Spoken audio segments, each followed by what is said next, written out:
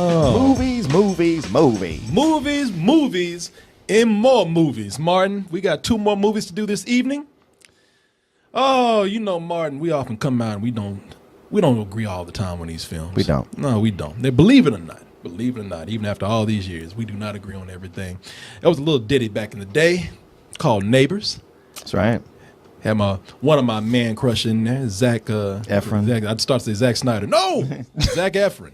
And you love that movie. And I love Seth Rogen too. I wouldn't say love, that might be a little strong. No, but man, you fucking love that movie. Now you stop telling me. I gave that movie matinee. I enjoyed that film. That's love from you. Yeah, you were loving it. You begrudgingly gave it a matinee. You're like, well, I suppose I did find a couple flaws in it, but they don't really mean that much, but I guess I got to give it a matinee. If y'all could have said, Korey, look at his...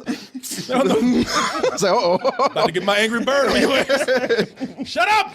But I enjoyed it very much. Very, very much. Not exaggerating, but I enjoyed it. But Martin, here's the thing. Maybe we disagree on how much my entertainment level was on that motion picture right there.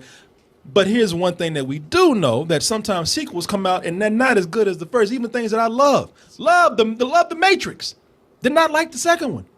Could that be the case here, Martin? Well, with comedy sequels, it almost never happens. It's true. They tend to have 22 Jump Street is a rare exception. It's very rare. That's because these movies, after they have a successful run with the first one, they kind of get lazy and they just do a repeat. Do a repeat. I mean, The Hangover just remade the movies. Yeah. Actually, remade them worse. Ghostbusters 2. Ghostbusters 2. But what about Neighbors? That fine picture right there. Look, maybe I don't like this as much, but I can tell you that they did try to change up some things a little bit. See, instead of having a fraternity that's moving next door, Martin, it's a sorority this time. Oh, they thought out of the box. You see what they did right there? This sorority, they're started by a group of girls, Chloë Grace Moretz and her friends, because they found out that the Greek system is sexist. Say what?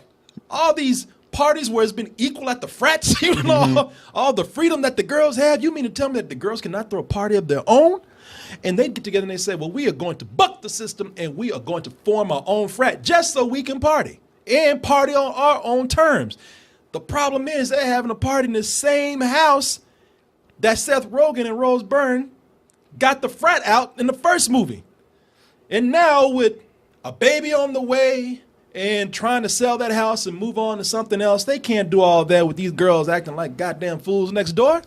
How are they going to get through here? Well, they get some unexpected help from Teddy, played by Zac Efron, who at first is with the girls until the girls say, nah, you need to get your old creepy ass away. You need to get your old 25-year-old creepy ass away from us. That's when he says, I can help you guys with experience. I'm switching sides. I'm switching sides. The thing with this movie right here is that, Martin, I like Seth Rogen, because with Seth Rogen, I feel like Seth Rogen's comedies, they feel natural, man. Everybody feels like they're natural. Everybody feels relaxed with this comedy, mainly because, you know, they probably were smoking weed before they started rolling. Yeah. But if you watch like an Adam Sandler movie, Adam Sandler and his crew, they got their shtick. Somebody always has a goofy costume on, or somebody's got some weird accent. You know, somebody has a phrase they keep repeating over and over again. Playing the ethnicity they are not. Right. Yes, there's that. Some kind of odd affliction.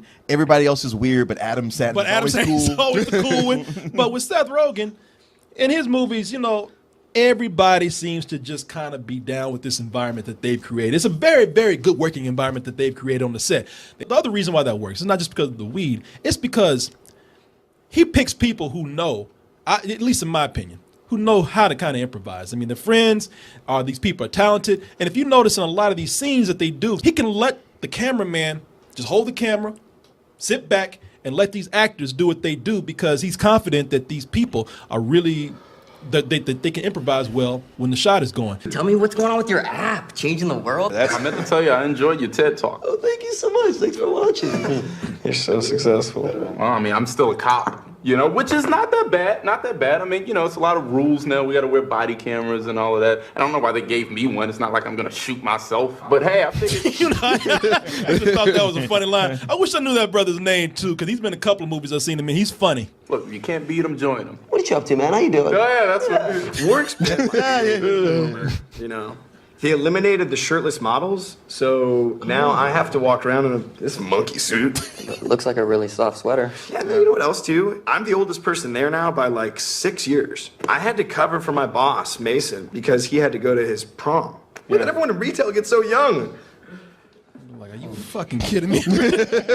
Actually, I live that shit all the time. So what you up to, Korey? I run a website. Really? Like CNN, like you work there? Oh, no. You mean like my nephew? Yeah. Who's in the 8th grade? He has a YouTube channel. That's what you do. You do the Angry Bird shit or something? Nah, man. It's you know, you can see how these guys are cool at working together. Now, somebody is listening to this and that's like saying, "Oh shit, Seth Rogen, this is a raunchy comedy, people. You know, it's a lot of cursing, it's a lot of gross out humor."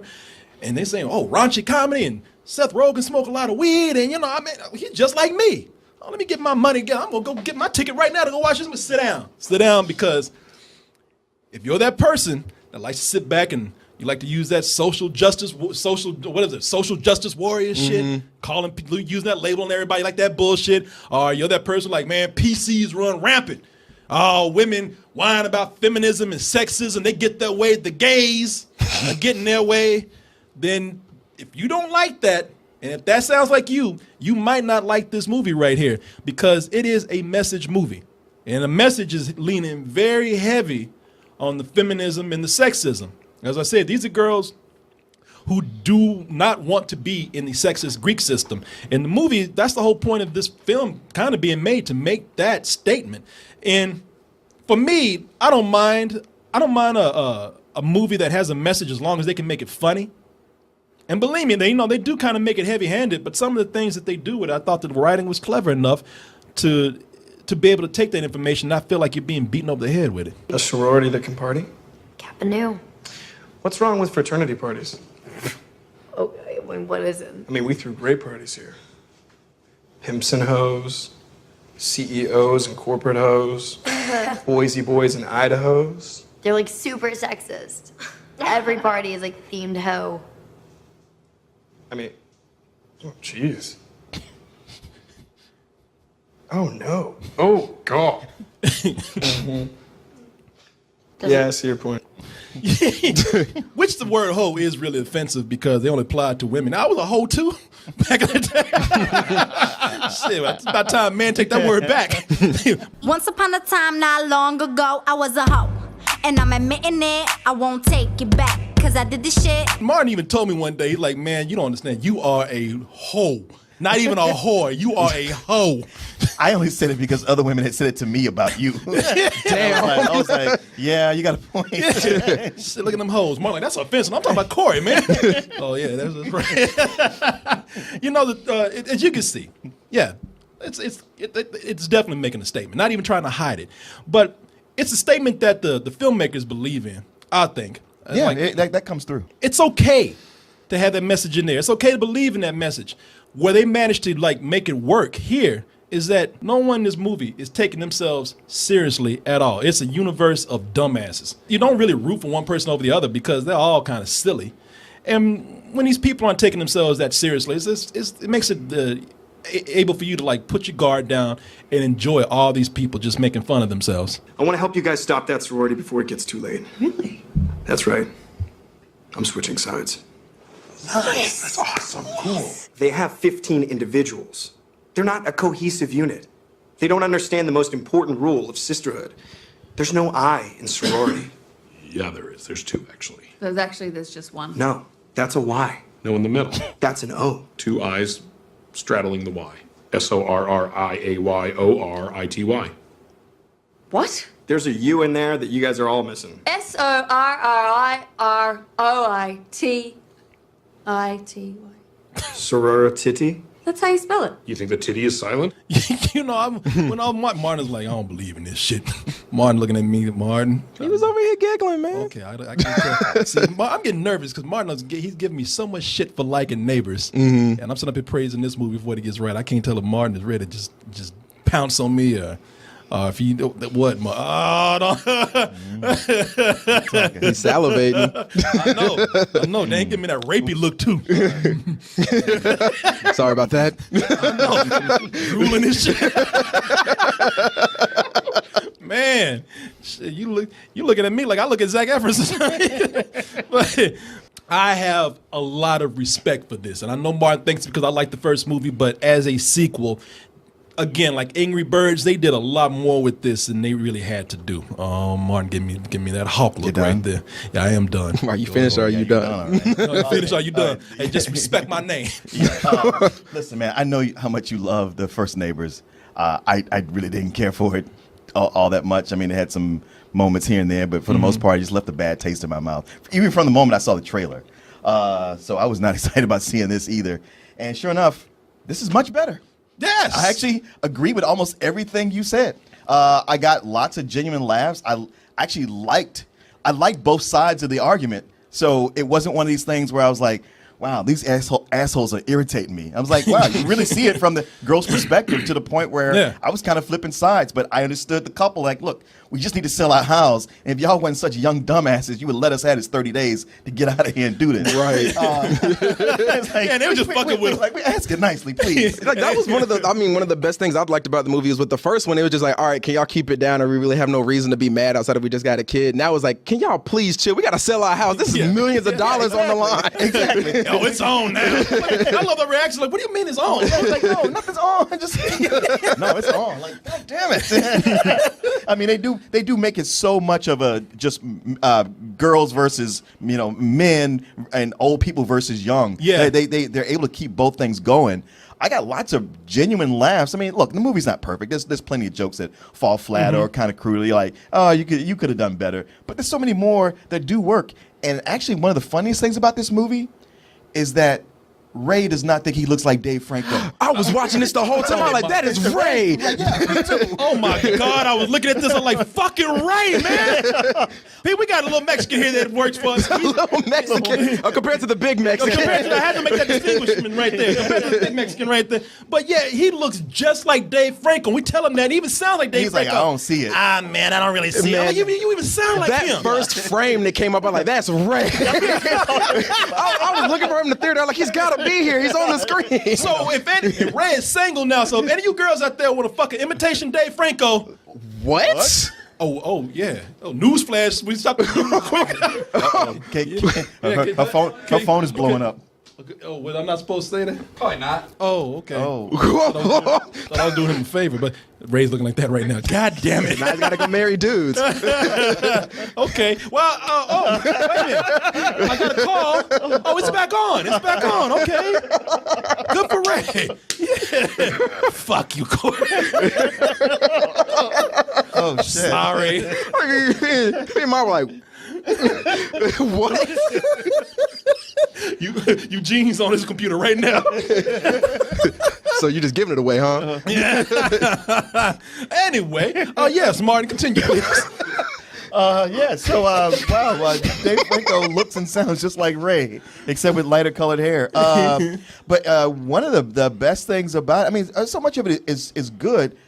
Just even watching those clips reminded me of how good Zac Efron is in this movie. You goddamn right. I mean, but he's really good at playing a realistic, stupid guy who's not completely dumb, but there's little things that like just common knowledge that everybody knows and that he just doesn't know, like how to spell that particular word. Not how to spell everything. He's smart about a lot of things. But also just he's that guy who's like his development didn't catch up with everybody else. He's still left behind. You don't feel like he's stupid. You just feel like he's ignorant. Yeah, he's ignorant. Yeah, he just didn't learn. But you know what? There's another part in the movie where like that whole scene we're talking about. I'm working retail still. They actually explain why he's working retail. They pick up so many things from the other movie and other things that didn't work for me in the other movie. It's almost like it was as if somebody talked to me when I came out of the first Neighbors and said, well, I don't know, what did you like about it? And actually wrote it down and addressed it here. Yeah, they explain why he's working retail. Yeah, exactly. That's pretty funny because you're like, well, man, you did do that shit. Yeah, exactly. You brought that shit on yourself. But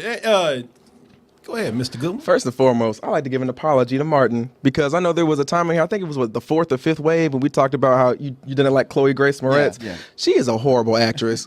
I thought she was better in this. I hated her in this. It was so many times she's like, we're gonna go out and get crunk, and we're gonna get stupid and weed. Well, that was the character, man. No, she can't pull that off. We're like, it's bad, man. She can't. She's trying to be a bad girl and be a rebel, and we know she's not. Like, she can't pull that off. When she's got to play quirky characters or badass characters, she nails it. I thought that was the joke here, that she was a girl who could not pull that off. Even my dad was like, why the fuck you talking like that? Nah, man. The way she was pulling off, I was just like, you're trying way too hard to be something you're not, and it's bad. But outside of that, I agree with you and Martin, because I feel like this movie was way better than the first one. I can't remember a lot of the parts of it, but I remember coming out of the first one and not liking it at all. Yeah. Like, I want to say, if I had to give it a rating, it'd be some old bullshit. But yeah, that's how I feel about that movie. Word, that's not you. Hey, that's my line, man. Taking that shit from you. You're gonna take my movie from me. Oh, it's on now. Korey versus Korey. But no, like, one of the things I really enjoyed about this movie is it was one of the same things they did with Angry Bird. It did move at a really frantic pace. You didn't have a lot of time to think about what was happening. Yeah. There were a lot more hit jokes and there were misses, which I've really enjoyed about this. And my favorite thing that they did with this movie is they kept it short and sweet. Yeah. This movie was only like an hour and 24 minutes or something like that, so it wasn't even like crazy long. Yeah. I believe Seth Rogen's characters and Rose Byrne's characters more, because they actually felt like adults, and when they called them the old people, I was like, all right, I can get down with that. And her comic timing, Rose Byrne, it was much better this time. Yes, she has grown as a comedic actress over the years, and I thought she was very funny in this. She was. At the end of the day, man, I think they improved on a lot of the stuff that they did in the first Neighbors, and they were actually bringing in some, I think, better writing. They actually, again, got Zac Efron right. They didn't go for the easy out with jokes. They actually either brought it back in occasionally, or they went the route where it's just going to be kind of an underlying theme, and I really enjoyed that part. So it really felt like the writing was a lot better in this. Yeah, I like that these girls, in the trailer, they show them all in bikinis and being all sexy, but these girls ain't really that sexy, man. They're average girls. They're average girls. They're a bunch of slobs. I mean, they sit up there with hoodies on, they smoke weed all day, got their hand in their crotch. I love that Asian girl, man. Oh, that Asian girl in there, man. Yeah, there's an Asian chick in here who's funny as hell. I mean, it's